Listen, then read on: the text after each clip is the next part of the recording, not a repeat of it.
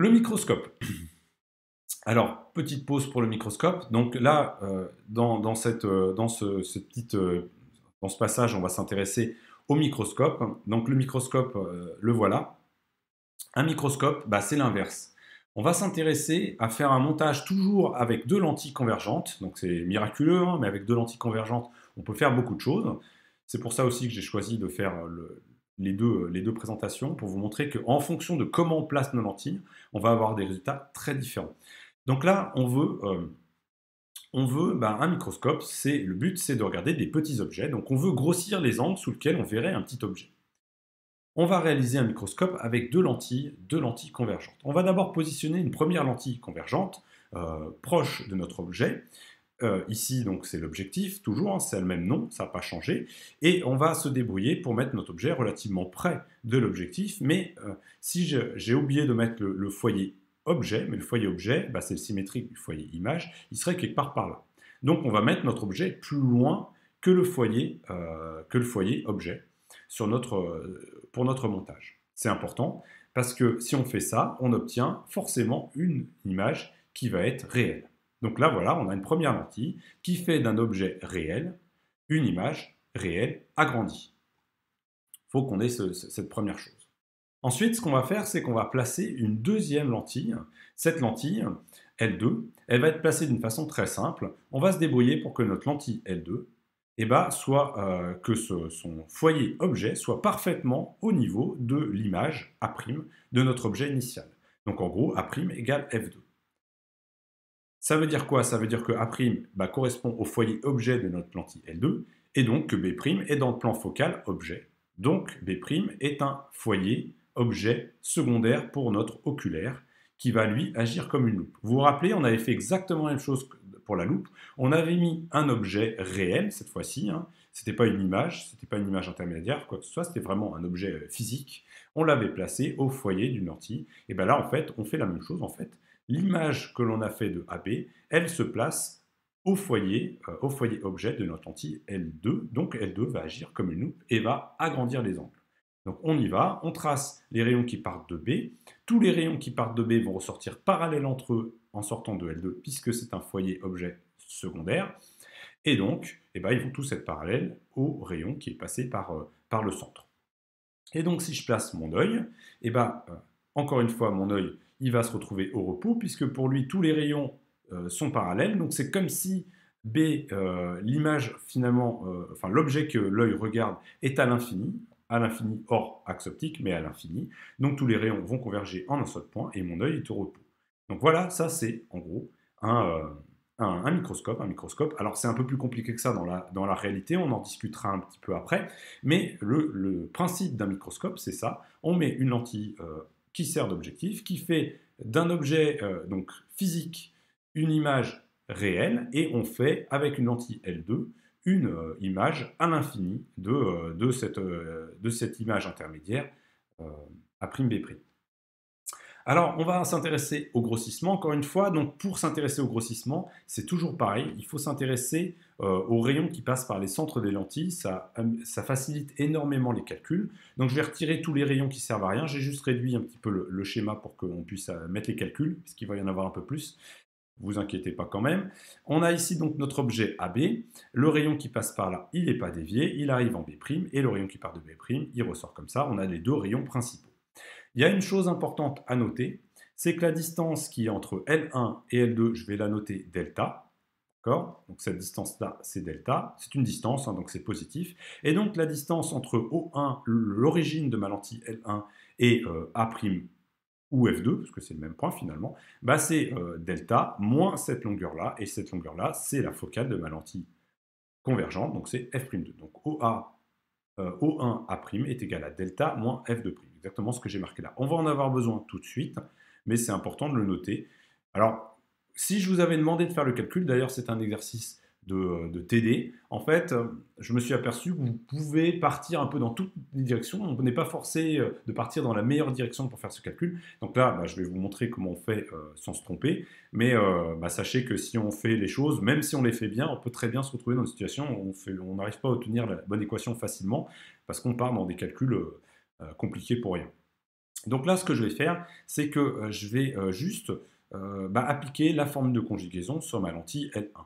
Je ne peux pas vraiment l'appliquer sur la lentille L2, ça n'a pas beaucoup d'intérêt puisque mon objet est dans le plan focal objet. Donc je sais que l'image est à l'infini, donc ce n'est pas la peine de faire le calcul. Hein, pour le deuxième, ça n'a pas vraiment d'intérêt. Par contre, pour la première, la lentille, c'est intéressant de trouver la position de cette image A'B'.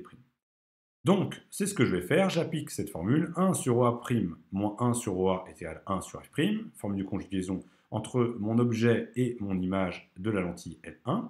Et ce que je vais faire, tout simplement, c'est que vous voyez qu'ici, j'ai O1A' qui apparaît, je vais le remplacer par delta moins F'. Voilà ce que j'obtiens. Pour l'instant, c'est pas compliqué. Là-dedans, finalement, ça, le delta, c'est moi qui le fixe. Hein. Quand je fabrique mon microscope, je le fixe, donc ça ne va pas bouger. Et donc ça, c'est quelque chose qui est connu. F1', c'est quelque chose qui est a priori connu. Donc finalement, ce que je ne connais pas, c'est O1, c'est O1A. Donc je vais l'isoler. J'ai O1A qui est égal, c'est simple, hein, je prends ça, je le bascule de ce côté-là, ça, je le bascule de ce côté-là, et j'obtiens cette équation. Donc 1 sur O1A est égal à 1 sur delta F2' moins 1 sur F1'. Jusque-là, je fais un peu de maths. Et puis, j'ai l'habitude de faire ça, je vous conseille vraiment de le faire. Je vais mettre cette jolie formule sous forme d'une fraction unique en mettant sur le même dénominateur. Vous allez me dire ça complique les choses. Non, en fait, ça va les simplifier pour les suites de calculs. Je vous conseille vraiment de faire ça.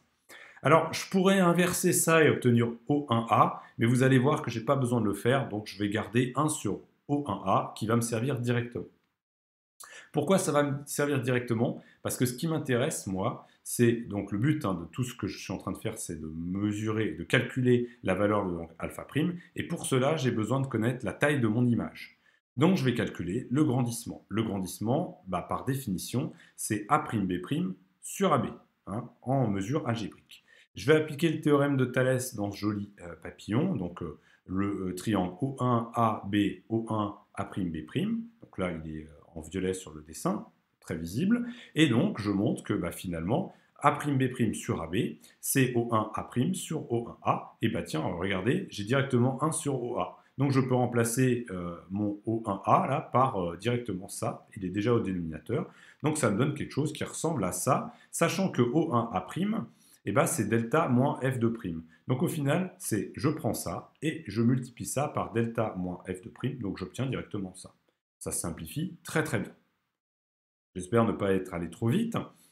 Une fois que j'ai ça, je peux en déduire A'B'. La seule chose que je fais, c'est que je prends ce terme-là et je le mets ici. Et j'ai donc A'B', c'est F1' plus F2' moins delta sur F1', le tout fois AB. Voilà, ça c'est le calcul pour avoir la taille de mon image. Alors, la taille de l'image, elle ne m'importe pas tout à fait. Hein. Moi, ce que je veux savoir, c'est sous quel angle je vois cet objet. Et donc, l'angle alpha'. Donc, je vais calculer l'angle alpha'. Encore une fois, quand on a un angle à calculer, en optique géométrique, très souvent, on a une tangente quelque part, éventuellement un sinus, mais c'est très souvent des tangentes.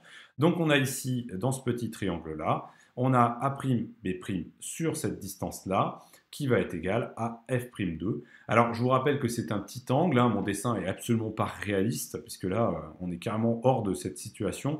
Mon objet A'B' étant très grand sur mon dessin, cette distance-là est plus petite, on est loin des conditions de Gauss sur le dessin. Le dessin, je vous le rappelle, il est là pour vous aider, hein, et comprendre les choses, il est juste au point de vue construction, mais il n'est pas juste au niveau des angles. Si j'avais mis un tout petit angle ici, on n'aurait rien vu, et donc ça aurait servi à rien de faire un dessin.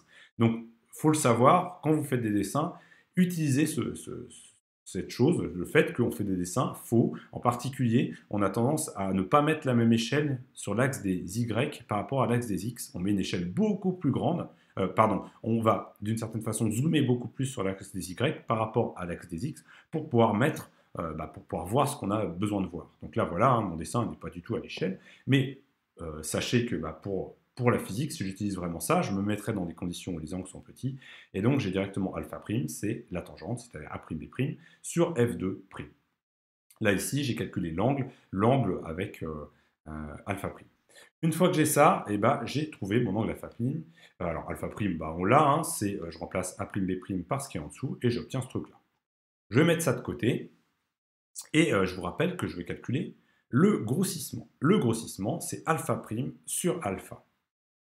la question que tout le monde se pose maintenant, c'est où est l'angle alpha? Alors, très souvent, si je demande ça à mes étudiants, ils oublient la définition du grossissement. Et donc, ils font une erreur. Voilà, c'est l'erreur classique en examen, c'est l'erreur classique que tout le monde fait quand on veut aller vite. Et ben, on se dit, l'angle alpha, il est là. Voilà, ici, il est là parce que j'ai AB, et donc si j'avais pas tout ce système, j'aurais vu cet angle-là. Alors ça, c'est très faux. Rappelez-vous, je vous l'avais dit dans la définition du grossissement, c'est vraiment important. La définition du grossissement, on prend le même objet, donc je vais prendre l'objet AB, je vais le mettre ici, et je vais le regarder sans l'instrument, mais dans les meilleures conditions. C'est-à-dire que si je retire mon instrument, eh ben, je vais regarder avec mon œil, et les meilleures conditions pour observer un petit objet, c'est de placer l'objet au punctum proximum. Vous savez, vous vous rappelez, le punctum proximum, c'est la distance la plus proche pour laquelle je vois net. Donc ce qu'on va faire, c'est qu'on va prendre ce petit objet AB et on va le placer à une distance D, qui est la distance du punctum proximum. Et donc qu'est-ce que j'obtiens? J'obtiens un angle alpha qui est égal, le petit objet, ici, sur cette distance-là que j'ai noté grand D dans cette équation, qui est la distance de mon punctum proximum. Donc alpha, là j'ai fait tout de suite l'approximation des petits angles, c'est AB sur D. Et donc finalement, je vais faire donc ça divisé par AB sur D. Donc j'obtiens un grossissement G qui est égal à ce truc-là. Alors c'est pas très facile à voir, hein, mais c'est un peu gros. À comprendre comment ça fonctionne, bon voilà, on voit que le grossissement, il va dépendre de mon punctum proximum, comme la loupe. Hein. Si vous vous rappelez la loupe c'était D sur F, F étant la focale de votre loupe. Ben là, c'est pareil, ça dépend de votre punctum proximum, naturellement. Si vous pouvez approcher très fortement l'objet, vous n'allez pas avoir le même intérêt à utiliser un microscope que quelqu'un d'autre. C'est pour ça qu'on a inventé le grossissement commercial en mettant une distance de punctum proximum de 25 cm pour pouvoir faire des comparaisons. Et puis, ça va dépendre de votre choix de distance focale et de votre longueur entre les deux.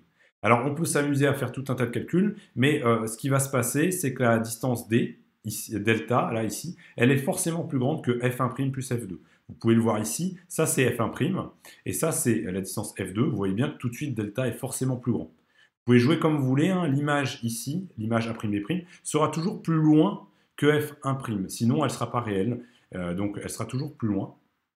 Donc au final, la distance entre ça et ça sera toujours plus grand que F1', et donc on se retrouve toujours dans une situation où ce truc-là, c'est forcément négatif. Donc ce qui se passe, c'est qu'on va toujours voir les angles, alors on va toujours avoir un angle alpha' négatif, et donc on va toujours voir de façon inversée avec un microscope, en tout cas monté comme ça. Voilà. Donc ça, ce grossissement vous montre que G sera toujours négatif. Je vous rappelle que F1 et F1' et F2' sont eux toujours positifs puisqu'on a mis deux lentilles convergentes. Donc voilà, le fait que delta soit plus grand que F1' plus F2' fait que le numérateur est négatif, donc G est négatif. C'est un détail, hein, mais voilà. Alors maintenant, comme tout à l'heure, on va regarder ce qui se passe quand on regarde les rayons qui passent à travers. Alors ici, le montage est un petit peu différent. Il fait peut-être... bon, voilà. Ici, j'ai mis un point objet B, un point objet qui émet de la lumière dans toutes les directions. Là, je ne peux pas faire un faisceau de lumière parce que je n'ai pas un objet qui vient de l'infini sur l'axe optique. Là, j'ai un point objet qui émet de la lumière dans toutes les directions. Avec le logiciel, on peut s'amuser à augmenter la densité de rayons, c'est assez rigolo. On peut la diminuer. Là, je ne vais pas en mettre trop, histoire qu'on voit un petit peu. Je vais faire passer un rayon à peu près au centre, comme ça c'est pas mal, vous voyez. Donc ça, c'est mon point B, en fait. Ça, c'est mon point B. Vous voyez, tous les rayons qui tapent dans la lentille, donc qui taperaient au début de mon... finalement, donc au niveau de l'objectif de mon microscope, convergent en un point. Donc ça, c'est mon point B' sur mon dessin précédent. Et ça va être dans le plan focal objet de ma lentille qui sert d'oculaire. Et vous voyez les rayons qui sortent. Donc finalement, cet objet-là, je le vois avec des rayons qui sortent, avec tout, ce point-là, pardon, ce point B, je le vois avec plein de rayons qui sortent ici, qui viennent taper, ces rayons viennent taper dans mon œil, et puis tout ça se focalise au niveau de ma rétine, avec un œil qui est au repos. Alors c'est amusant d'augmenter voilà, si on fait quelque chose de réaliste et qu'on met plein de rayons qui partent, naturellement, il y a des rayons qui partent de l'objet et qui ne vont pas dans les bonnes directions. On les voit ici. Hein. Tous ces rayons partent dans des mauvaises directions. Ils ne tapent pas dans mon objectif, donc ils passent à côté et puis il leur arrive ce qui leur arrive. Hein. Mais vous voyez que tous les rayons qui tapent sur ma lentille passent par ce point et après ils ressortent et ils convergent ici. Donc c'est un outil qui est assez précieux. On peut voir que si je déplace ça, par contre, eh ben, si je déplace mon objet, ça va plus marcher. Voilà, vous voyez qu'ici, si je déplace mon objet, là j'ai fait exprès, il se déplace sur une position de grille, comme ça je pourrais le remettre si j'ai besoin. Mais vous voyez que cet objet, là maintenant, ça se focalise plus au même endroit, les rayons ne sont plus au bon endroit. Donc là, mon œil, il va être obligé d'accommoder, puisque l'image ne se forme pas au bon endroit pour lui. Il y a bien un grossissement, les rayons sortent, ils ne sont pas parallèles entre eux, donc le grossissement n'est pas calculable facilement, mais par contre, là, l'image ne se forme pas au bon endroit, donc mon œil, là, il va chercher comment dire, à accommoder, donc ce qu'il va faire, c'est qu'il va diminuer la distance focale. Vous vous rappelez, hein, c'est ce qu'on a vu, il va diminuer la distance focale. Donc là, on peut le faire, c'est ça qui est assez amusant, et diminuer un petit peu la distance focale. Alors, ça va un peu vite, ouais. On voit qu'on pourrait, par exemple, en diminuant légèrement la distance focale, continuer à voir l'objet ponctuel. Donc là, en fait, mon œil pourrait voir cette position-là en travaillant. Ce qui fait que finalement, votre œil, comme il est capable d'accommoder, il va être capable de voir ce point-là s'il se positionne au repos, il va être également capable de voir un endroit différent avec exactement le même réglage en accommodant. Donc ça aussi, c'est quelque chose qui est intéressant avec un microscope. Vous allez avoir comme ça, être capable avec votre œil, comme votre œil est capable d'accommoder, bah vous allez être capable de voir une certaine distance au niveau de l'objet que vous voulez voir. Si vous étudiez par exemple, je ne sais pas, une cellule, vous allez être capable de voir une certaine distance ici au niveau de votre œil parce que votre œil est, vous allez être capable de voir nettement un objet avec une certaine profondeur, puisque votre œil va être capable d'accommoder. C'est ce qu'on appelle en fait la profondeur de champ de l'instrument. Il va vous permettre de voir une certaine distance nettement. Donc là, je le remets dans l'état initial. Donc là, mon œil va se remettre en mode repos. Et je crois que j'avais mis 60, histoire de mettre une valeur entière. Et on voit ce qui se passe avec un objet qui est ici. Alors on voit également que si je prends l'objet qui est ici, mais si je le déplace, ça ne pose pas de problème, hein, l'image va toujours se former. Donc dans un plan, on garde toujours l'image qui va se former. Par contre, vous voyez que si je m'écarte trop haut, les rayons ils vont finir par ne plus passer dans mon œil. Donc là, je ne verrai pas ce point-là avec mon œil. Les rayons qui tapent, donc là, il y a des rayons qui tapent dans l'objectif. Les rayons passent à côté de l'oculaire. Il y en a un tout petit peu qui passe dans l'oculaire. Donc il y en a quand même qui passent, mais malheureusement, ils passent à côté de mon œil. Donc je ne vois, si mon œil est placé ici, il ne verra pas ce point. Donc là, ce que je peux faire, c'est décaler mon œil, hein, tout simplement pour attraper les rayons. Ou alors, je verrai que de là, typiquement, jusqu'en dessous, pareil, de façon symétrique, à peu près.